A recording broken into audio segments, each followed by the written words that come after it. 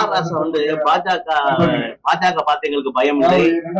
இது வந்து மோடி வந்து மக்களுக்கு 5 முறை தமிழ்நாட்டுக்கு வந்திருக்காரு. இது சுதந்திர இந்தியாவில வரலாற்றுல சாதனைன்னு சொல்லியிருக்காரு. அவர் தான் எங்களை நாங்க பயப்படல அப்படின்னு இருக்காப்ல.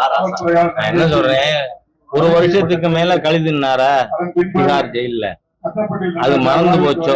எந்த ஷா வந்தாலும் பயப்பட மாட்டோம், அமித்ஷாவை பார்த்தால் சிரிப்புதான் வருகிறது என கூறிய திமுக எம்பி ஆர் ராசாவுக்கு பாஜக மூத்த தலைவர் ஹெச் ராஜா பதிலடி கொடுத்துள்ளார். ஆர் ராசா வந்து பாஜக பார்த்து எங்களுக்கு பயம் இல்லை.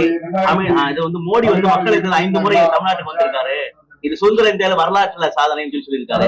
அவர் தான் எங்களை நாங்க பயப்படல அப்படின்னு இருக்காப்ல ஆர் ராசா. என்ன சொல்றேன், ஒரு வருஷத்துக்கு மேல கழிதுனாரா பீகார் ஜெயில, அது மறந்து போச்சோ.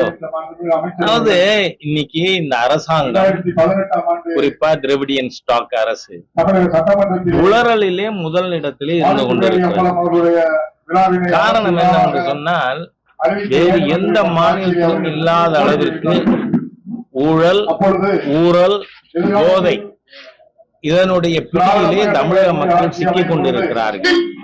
நான் பல நாட்களாகவே சொல்லி வருகிறேன், வரவிருக்கின்ற தேர்தல் 2026 என்பது வெறும் ஊழல் நிர்வாக கோளாறு இருக்கின்ற அரசாங்கத்தை எதிர்த்து மாத்திரம் அல்ல, இன்றைக்கு இந்தியாவிலேயே சிந்தட்டிக் ட்ரக், போதைப் பொருளை அதிகமா உபயோகப்படுத்துகின்ற ஒரு மாநிலமா, புழங்குகின்ற ஒரு மாநிலமா தமிழ்நாடு இருக்கு என்பது பெற்றோர்களுக்கு, பெரியவர்களுக்கு மிகப்பெரிய கவலை அளிக்கின்ற ஒரு விஷயம்.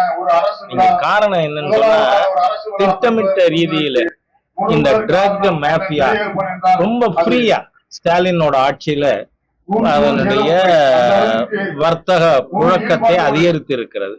காரணம் என்ன, வந்து யாரு சாதிக்கு அவர் பேர் 2000 கோடி அவரு 2000 கோடிக்கு மேல போதை கடத்தினாலும் ஏதோ தமிழகத்தின் திராவிட முன்னேற்ற முதல் குடும்பத்தை வச்சு 50 கோடி ரூபாய்க்கு படம் எடுத்தா போதும்ல. ஆகவே தமிழகம் இன்று அடுத்த சமுதாயம் அழிந்து கொண்டிருக்கிற ஒரு தீய ஆட்சியை தந்து கொண்டிருக்கின்ற ஒரு அரசு இது.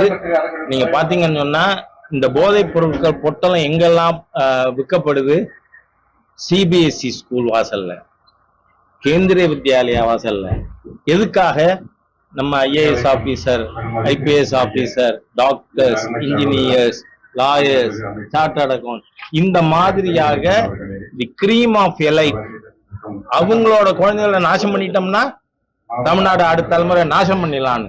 அதனால தமிழ்நாட்டின் அடுத்த தலைமுறையை காப்பாற்ற வேண்டும் என்ற எண்ணம் உள்ள அனைவரும் இந்த தீய திராவிட முன்னேற்ற கழக ஊழல் போதை அரசாங்கத்தை தூக்கி எறிய வேண்டும். அது புரியாம ஆராசா இருக்கலாம். தமிழ்நாட்டுக்கு இவ்வளவு திட்டம் கொடுத்துட்டோம், மன்மோகன் சிங்கத்தை இவ்வளவு தான் கொடுத்தாங்கன்னு நான் எடுத்து காமிச்சேன்.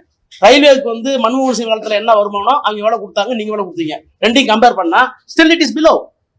சார், அமித்ஷாவை பார்த்தாலும் திமுகவுக்கு ஷாக் அடிக்குது. நயனா நாகேந்திரன் வெளியில பேசுகிறார், அளவுக்கு ஷாக் அடிக்கக்கூடியவர்களாக இருக்காங்க. எங்களுக்கு எதுக்கு ஷாக் அடிக்கணும்? எங்களை பார்த்து ஷாக் அடித்தானே நீங்க வந்திருக்கீங்க.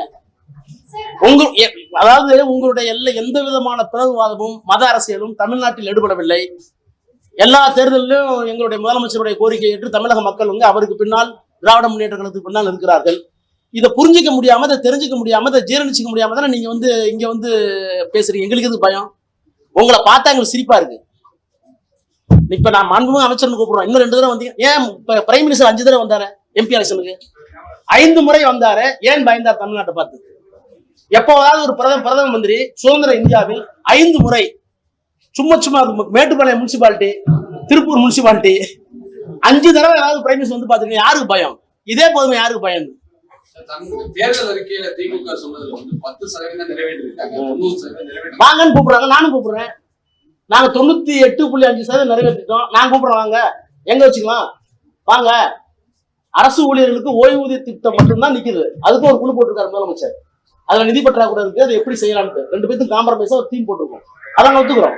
அதை தவிர மீது என்ன செய்யல, சொல்லாதையும் செஞ்சிருக்கோம். நான் கூப்பிடுறேன், வர அவர் கூப்பிடுவாங்க, நான் கூப்பிடுறேன், வாங்க. அமித்ஷா அவர்களே வாங்க, நான் தயார். டெல்லியில, புவனேஸ்வரில, ஆனா தயவு பண்ணி ஹிந்தியில பேசாதீங்க, வாங்க.